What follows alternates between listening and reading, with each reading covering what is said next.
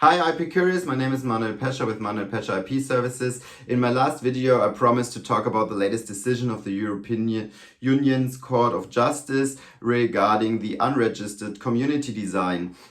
Here you see the subject that was at the center of the decision, the Ferrari FXXK, and I just get it out of its box to show you in more detail the relevant parts of the decision and of this car.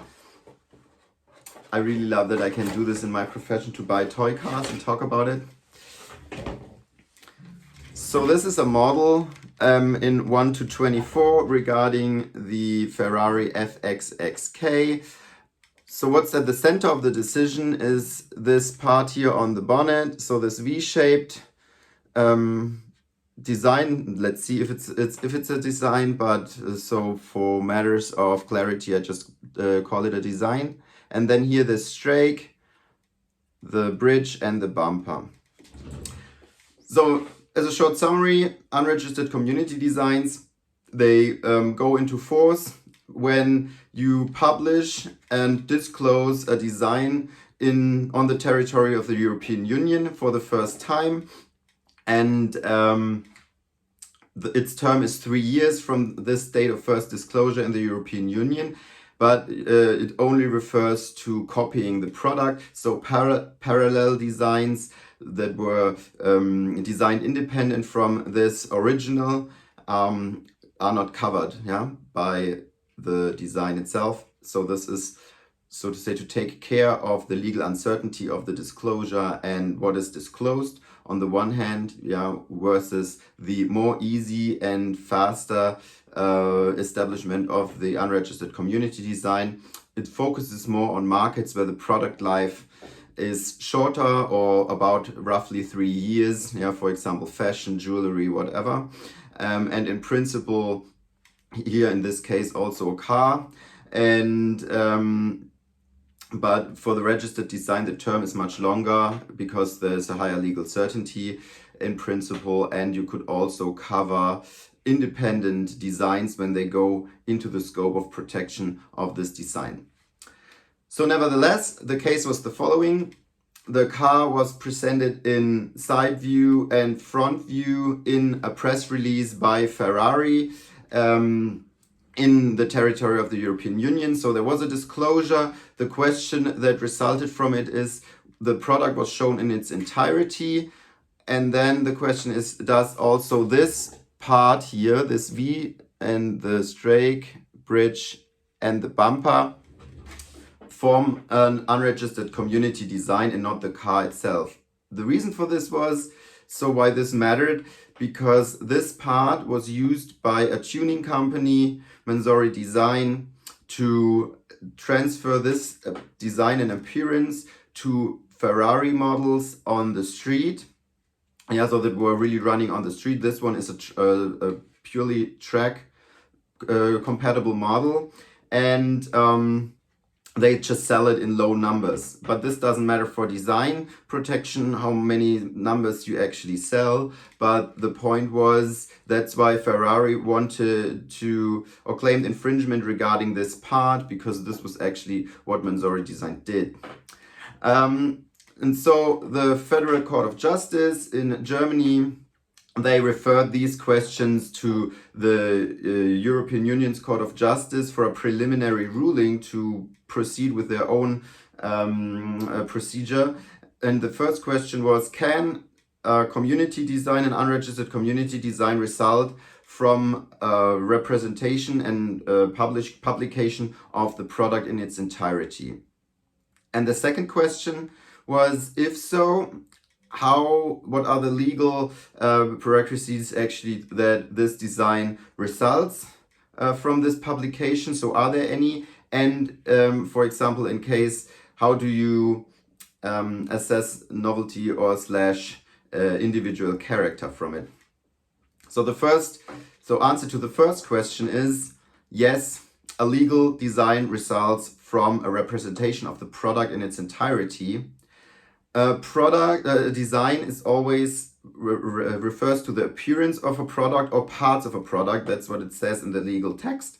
And relevant for this is to assess only that there's appearance regarding lines, contours, form, ornamentation, color, all these things. So appearance is a crucial part. Yeah, that is what a design is made for. So it covers the appearance of a product or parts of the product, and therefore it can also cover parts of a product. And this is what this is, what this V shape here on the bonnet actually is, a part of a product. And this directly leads to the answer of the second question. Like, what's really important for this design is it has to be visible, yeah, because else it couldn't appear and there could be no appearance. Sounds a bit easy, but yeah, that's part of the ruling. Usually the visibility criterion is more in complex products like a car itself, but this was established more to cover or to exclude engine parts from being visible. Funnily, here I saw that parts of the engine are actually visible, so but this would be some matter for another video. Here it's clearly visible, yeah, it's on the front part, the bonnet. So the second question, or this part of the second question was, does this design have to show some continuity, like some special continuity and some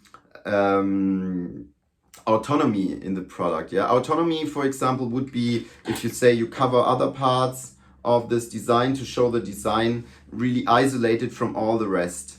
Yeah, and continuity, for example, that you have here these lines that are V-shaped, and then there's somewhat independent here the strake and the bumper. So can you isolate, so to say, some parts of this product? So the European Union's Court of Justice said there is no basis for this in the legal text. The only thing that is really necessary is also that it should not vanish completely in the design and should not blend in a way that you don't see it anymore. This is, for example, something you could consider when you go to garments and prints of fashion products where ornamentations and so on, it would be difficult to isolate a single element then and claim this is some unregistered community design with first disclosure, because probably it just blends in with the rest, yeah, and you just don't see it in some sort of isolation. But there's no necessity to really go for an autonomous design presentation, because this would contradict the idea behind the unregistered community design to get a quick and easy on design protection in the European Union. If you would have to, so to say, disclose many parts of the car individually or other products, yeah, so that's why this is not the case. The other thing the other prerequisites are identical to the registered community design. So this design has to be new, yeah, and it has to show individual character. And also for addressing individual character, it is important because you just now know it can lead to an unregistered community design to assessing individual character, but you don't need this autonomous representation. So for you, it's just go over your products, go over your marketing, check how you place your ads. Are your products short-term and short lifetime products that probably allow for unregistered community design that is enough, or do you need registration? Yeah, so to lasting longer. Here for me, for example, I don't really get why a car that is this highly priced like this one just goes for unregistered community design, because I would have thought that probably this design might still be interesting after 5 years, but this is a company decision. Hope you enjoyed this video. If you did, just give me a like, follow my channels. In my next videos, I will talk about are there products and markets where you, for example, show autonomous designs, and why do you do this in case you don't really need it for establishing an unregistered community design, but there's probably really good reasons for doing this. And hope to see you soon with my next video. Enjoy!